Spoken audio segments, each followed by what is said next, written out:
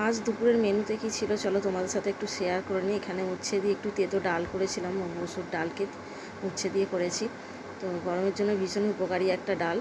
আর এখানে করেছিলাম একটু কুমড়ো শাকের তরকারি, একটু শুকনো শুকনো করে ডাল বাটা দিয়ে কুমড়ো শাকের তরকারি করেছি। আর এখানে সেই ডিম ভরা পুঁটি মাছ, বড় পুঁটি মাছের আলু বেগুন দিয়ে ঝাল করেছি। আর এখানে ছিল টাটকা রুই মাছের কষা ঝাল একদম। তো আজকে দুপুরের মেনুতে এইগুলোই ছিল। চলো বন্ধুরা, টাটা, সবাই ভালো থেকো। আর ভাতটাও বেড়ে নিয়েছিলাম, দেখো এখানে ভাত নিয়েছি আর একটু পেঁপে ভাতে হয়েছিল, বলতে স্কিপ করে গেছি। আর এখানে বড় পুঁটি মাছের ঝালও করলাম। আর হয়েছিল কুমড়ো শাকের তরকারি ডাল বাটা দিয়ে। আর তিতো ডালটা তো হয়েছিল বলেছি, উচ্ছে দিয়ে তেতো ডাল করেছিলাম আর মাছের ঝাল।